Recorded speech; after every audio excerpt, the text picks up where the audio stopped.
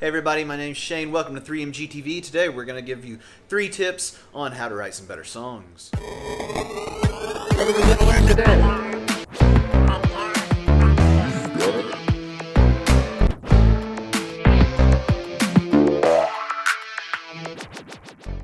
The first thing I want to talk about is the idea of universal themes. Here's an example of one. Have you ever said to somebody, man, you ever just be getting hungry? And then they say, yeah, that's a universal theme. Everybody's been hungry. Obviously, that is obvious. But it's also the basis of what we're trying to do. If you write a song that talks very specifically about the difficulties of being a pharmacist, then that song is only going to appeal to pharmacists because people need to be able to relate to the art that you're making. So when you go to write these songs, you have to think, what is this about? What kind of feeling does it convey? And is that a feeling that you think a lot of people have? The next thing to think about is rampant in a lot of new country songs, and that is wordy songs. Songs that have just too many words and they rattle on and on and on.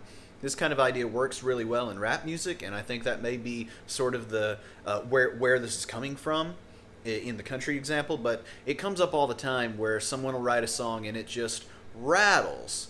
And sometimes that's fine, but a lot of the time you have to keep in mind that whatever you're saying could probably be said more succinctly, and then you also have to think that your listener may not be paying that close of attention all the time. So ask yourself when you get done, does this just sound like I'm jabbering on and on and on, or not? The last thing I want you to think about is the form of your song. So once you've got all these words, you need to make sure that all your verses are the same length, that your chorus section is a chorus section that then repeats, that you have something to break up what would be monotony. You can't just have a page of words and just rattle that from top to bottom.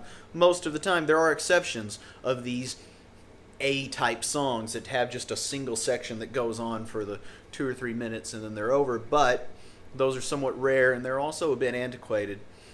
Your modern listener's not going to have a lot of patience for that. Where it may be a good idea to do it maybe once on your album, the rest of the time, if you're going to have specific sections, they need to be matching in length, they need to be particular in their setup, and you need to have like a building block kind of idea where you say verse, maybe 2 verses, verse, verse, chorus, then verse, chorus, and then you're done. Maybe you have a bridge, but you need to be thinking about these sections as sections. They need to be the same sort of length. There needs to be some order and uniformity to the thing. That'll help to make your song more memorable and get your point across.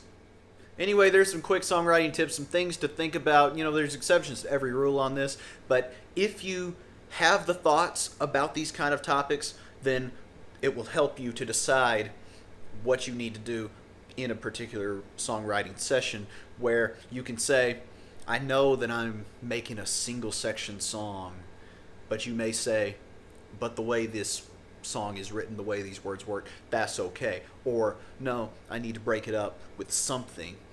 Those sorts of ideas are what you're going to want to use in your sort of toolbox. You know, you want to be thinking about this stuff because it's important. The listener may not understand where you're coming from as well if you don't do these things. Anyway, I know there's a lot more that we could talk about. Get in the comments and let me know some of your favorite songwriting tips. Don't forget to like and subscribe for more videos coming soon.